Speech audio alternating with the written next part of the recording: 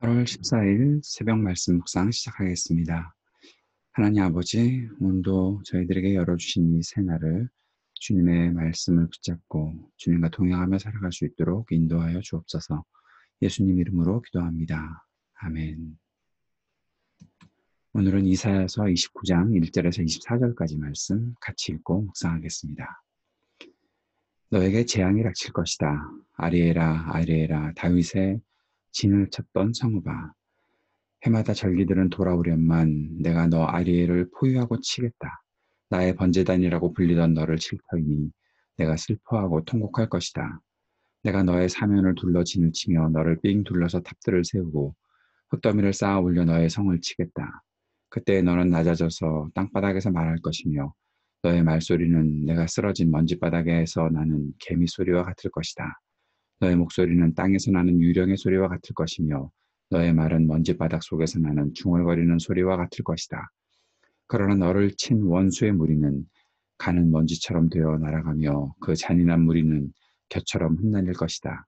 갑자기 예기치 못한 순간에 만군의 주님께서 너를 찾아오시되 우레와 지진과 큰 소리를 일으키시며 회오리 바람과 폭풍과 태워버리는 불길로 찾아오실 것이다.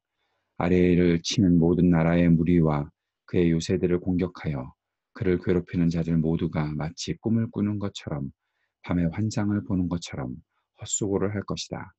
마치 굶주린 자가 꿈에 먹기는 하나 깨어나면 더욱 허기를 느끼듯이 목마른 자가 꿈에 마시기는 하나 깨어나면 더욱 지쳐서 갈증을 느끼듯이 시온산을 치는 모든 나라의 무리가 그러할 것이다.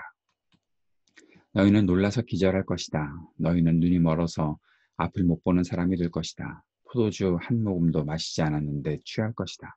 독한 술 한 방울도 마시지 않았는데 비틀거릴 것이다. 주님께서는 너희에게 잠드는 영을 보내셔서 너희를 깊은 잠에 빠지게 하셨다. 너희의 예언자로 너희의 눈구시를 못하게 하셨으니 너희의 눈을 멀게 하신 것이요 너희의 선견자로 앞을 내다보지 못하게 하셨으니 너희의 얼굴을 가려서 눈을 못 보게 하신 것이다. 이 모든 묵시가 너희에게는 마치 밀봉된 두루마리의 글처럼 될 것이다. 너희가 그 두루마리를 유식한 사람에게 가지고 와서 이것을 좀 읽어주시오 하고 내주면 그는 두루마리가 밀봉되어 있어서 못 읽겠소 하고 말할 것이다. 너희가 그 두루마리를 무식한 사람에게 가지고 가서 이것을 좀 읽어주시오 하면 그는 나는 글을 읽을 줄 모릅니다 하고 말할 것이다. 주님께서 말씀하신다. 이 백성이 입으로는 나를 가까이 하고 입술로는 나를 영화롭게 하지만 그 마음으로는 나를 멀리하고 있다.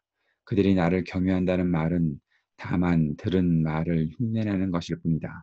그러므로 내가 다시 한번 놀랍고 기이한 일로 그 이 백성을 놀라게 할 것이다. 지혜로운 사람들에게서 지혜가 없어지고 총명한 사람들에게서 총명이 사라질 것이다. 주님 몰래 음모를 깊이 숨기려는 자들에게 재앙이 닥칠 것이다. 그들은 어두운 곳에서 남몰래 음모를 꾸미는 자들이다. 누가 우리를 보랴, 누가 우리를 알랴 한다. 그들은 매사를 거꾸로 뒤집어 생각한다. 진흙으로 옹기를 만드는 사람과 옹기장이가 주무르는 진흙을 어찌 같이 생각할 수 있느냐. 만들어진 물건이 자기를 만든 사람을 두고 그가 나를 만들지 않았다 하고 말할 수 있느냐. 빚어진 것이 자기를 빚은 사람을 두고 그는 기술이 없어 하고 말할 수 있느냐. 레바논의 밀림이 기름진 밭으로 변하고 그 기름진 밭이 다시 밀림으로 변하는 것은 시간 문제이다. 그날이 오면 듣지 못하는 사람이 두루마리의 글을 읽는 소리를 듣고 어둠과 흑암에 쌓인 눈먼 사람이 눈을 떠서 볼 것이다.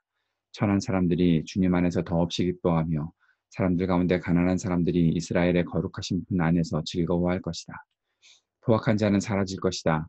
비웃는 사람은 자취를 감출 것이다. 죄 지을 기회를 엿보던 자들이 모두 끝장날 것이다. 그들은 말 한마디로 사람에게 죄를 뒤집어 씌우고 성문에서 재판하는 사람을 올무에 걸리게 하며 정당한 이유 없이 의로운 사람의 권리를 박탈하던 자들이다.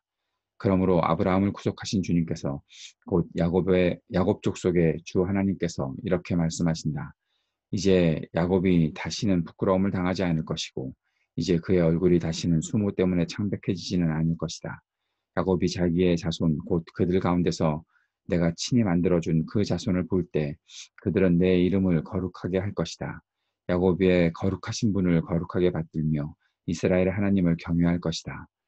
그래서 마음이 혼미하던 사람이 총명해지고 거스르던 사람이 교훈을 받을 것이다. 아멘. 이사야서 29장에서는 예루살렘 남유다의 운명에 대해서 언급하고 있습니다. 유다는 죄의 대가로 인해 혹독한 심판을 겪게 된다는 것입니다. 하나님께서 선지자에게 주신 메시지는 직접 백성들을 책망하고 징계하셔서 수모를 당하게 하신다라는 것입니다. 그러나 곧 자비를 베푸시고 구속하실 거라고 말하고 있습니다. 그리고 선지자는 백성이 고통당할 것을 생각하며 슬픈 노래, 애가를 부르게 되는 것이죠. 하나님은 예루살렘을 아리엘이라고 부르시는 것을 볼 수 있습니다. 아리엘이라는 뜻은 하나님의 암사자라는 뜻을 가지고 있습니다. 그런데 같은 발음을 가진 번제단이라는 뜻도 있는 단어가 있습니다. 그리고 또한 아리엘은 다윗이 진을 쳤던 성읍 또는 번제단, 시온이라고 불리는 것을 볼 수 있습니다. 이것이 중요한 이유는 이렇게 중요한 장소, 예루살렘, 이 아리엘, 이 중요한 장소에서 하나님께 절기마다 백성들은 번제를 드린다, 제물을 드린다라는 것이죠. 그러나 그렇다고 해서 그들이 닥치는 심판을 면할 수는 없다라는 것을 말씀하고 있는 것입니다. 하나님의 마음을 기쁘시게 하고 하나님께서 나에게 징계를 또 진노하시는 것을 돌이킬 수 있는 길은 하나님의 말씀을 따라야 하는 것이죠. 오직 하나님의 말씀을 듣고 따르며 의로운 삶을 회복할 때에 하나님의 징계를 피할 수 있다는 것을 생각해야 하는 것입니다. 하나님은 심판으로 인해 재앙을 겪는 백성에게 찾아오십니다. 그들을 고통스럽게 했던 자들을 멸하신다라고 그렇게 말씀하십니다.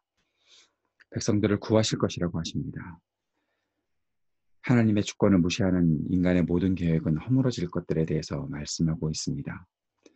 그러나 지금 재앙을 겪고 진노를 겪고 있는 백성들은 앞을 볼 수 없지요. 하나님의 그 계획을 알 수가 없습니다.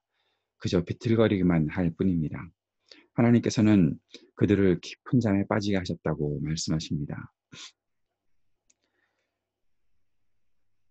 말씀을 해석할 사람도 없다라고 말씀하고 계시는 것을 볼 수 있죠.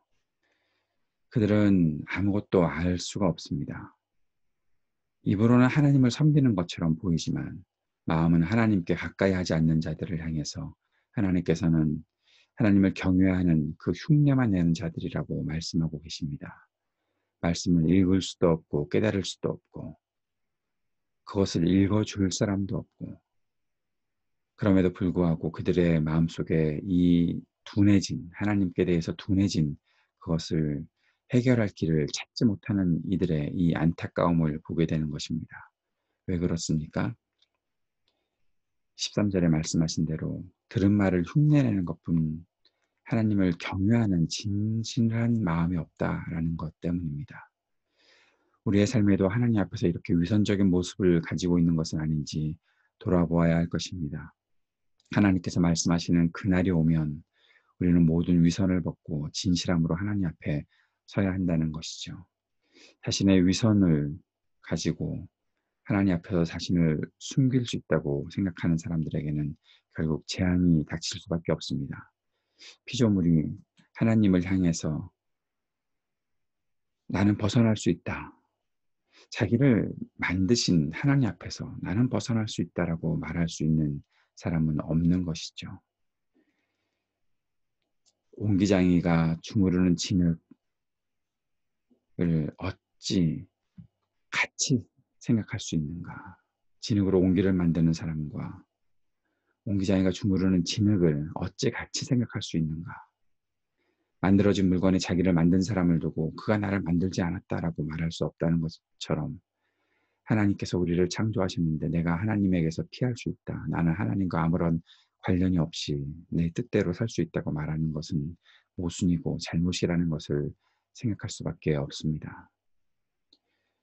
레바논의 밀림이 기름진 밭으로 변하고 그 기름진 밭이 다시 밀림으로 변하는 것은 시간 문제이다. 모든 것이 하나님 섭리, 하나님께서 역사하시는 그 주관 속에 있는데 다시는 아무것도 관련 없이 그냥 마음대로 살아갈 수 있다고 생각하는 것은 교만일 수밖에 없다는 것입니다. 하나님의 능력으로 세상은 변화할 것입니다. 그리고 사람들은 말씀을 듣고 빛을 보게 될 것입니다. 주님을 기뻐하고 즐거워하는 사람들이 모든 사람들의 신분을 초월하여서 하나님께 나아갈 수 있게 될 것입니다. 사회에서 소외당하던 사람들이 자유를 얻고 그를 착취하던 이들은 망할 것입니다. 악한 자들이 심판을 받는 그때에는 약한 자들은 강함을 얻고 강하다고 오만하게 살던 자들은 모두 약해질 것이다. 이것이 하나님께서 역사하시는 일들이라는 것을 우리는 잊지 말아야 할 것입니다. 이 모든 것이 하나님의 정의와 공의로 또 그 다스리심으로 이루어지는 일들입니다. 하나님의 백성들은 더 이상 천대받는 백성이 아니고 세상으로부터 섬김을 받는 능력과 지혜를 가진 백성이 될 것이다. 이것이 하나님께서 역사하시는 일들이라는 사실을 우리가 잊지 말아야 되겠지요. 이 모든 것의 중심에 오직 하나님을 경외하는 믿음이 있다는 것, 그리고 그 믿음을 가지고 살아가는 사람들이 있다는 것을 오늘 우리 이 말씀을 통해서 다시 한번 생각할 수 있었으면 좋겠습니다. 함께 기도하며 오늘도 이 땅을 위해 중보하며 기도합시다. 주님께서 우리 안에서 역사하시고 우리에게 지혜와 힘을 주셔서 이 어려운 때를 잘 이겨나갈 수 있게 해주십시오. 주님 앞에 간절히 기도할 수 있기를 바랍니다. 새로운 학기를 시작하는 우리 청년들에게 지혜와 용기를 주시기를 위해 기도하고 또 우리 교회의 모든 예배 온라인으로 계속 이어지는 주일 예배와 또 성경 공부 가운데 주님의 은혜가 있기를 또 IT의 이동열 선교사님 다시 재개하는 모든 사역 속에 하나님의 기름 부으심이 있기를 간절히 기도하기를 원합니다. 우리 교우들의 가정과 우리 자녀들 이 땅을 위해 함께 중보하는 시간도 갖도록 하겠습니다. 기도하겠습니다. 하나님 아버지, 우리가 주님께 더 가까이 나아갈 수 있도록 도우시고 주님 말씀을 붙잡고 주님을 경외하며 살아가는 삶이 우리의 삶에 구체적으로 또 실제적으로 나타날 수 있도록 우리의 마음도 주님께로 온전히 나아갈 수 있도록 우리 안에 역사하여 주옵소서. 예수님 이름으로 기도드립니다. 아멘.